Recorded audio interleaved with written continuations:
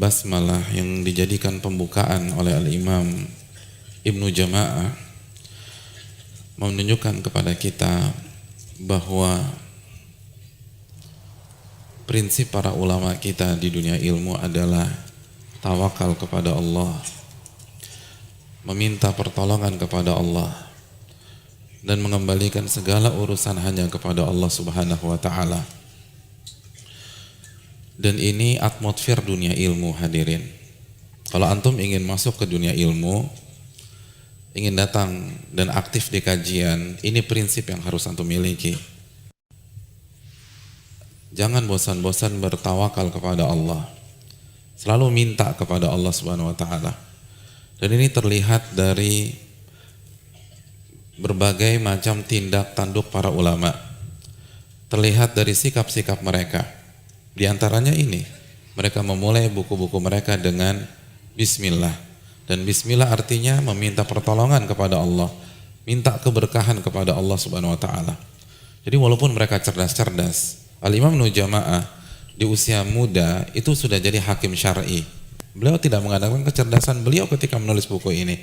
Yang beliau andalkan adalah kekuatan Allah. Yang beliau andalkan adalah ilmu Allah Subhanahu wa ta'ala. Makanya beliau mulai dengan Bismillahirrahmanirrahim.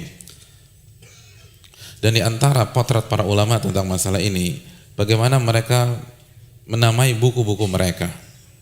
Banyak para ulama menamai buku-buku mereka berdasarkan prinsip ini. Prinsip tawakal, prinsip isti'anah. Dan banyak contoh masalah ini.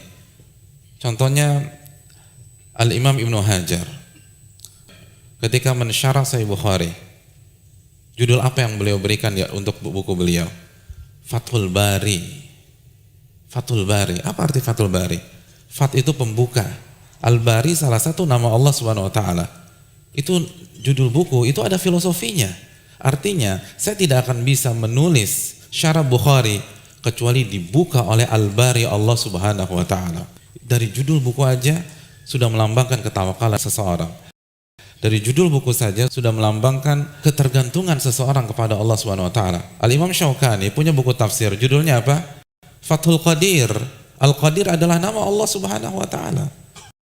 Jadi beliau ingin mengatakan, saya nggak akan bisa menulis buku tafsir seperti ini kecuali dibuka sama Allah Subhanahu wa ta'ala. Secerdas apapun mereka nggak bisa.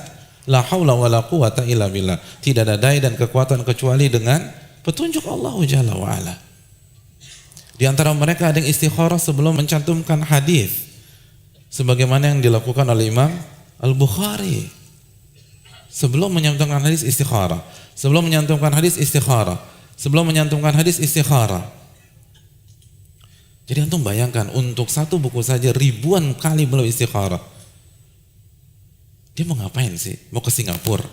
Enggak, nyantumkan hadis, jelas-jelas syar'i, jelas-jelas sebuah ibadah.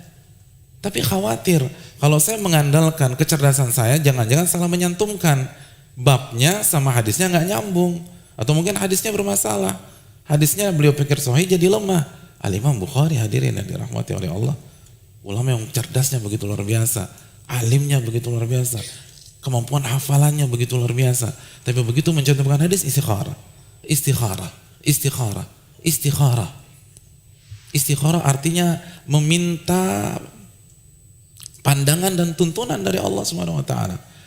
Istikharah artinya meminta advice dari Allah Jalla wa ala. Itu orang cerdas.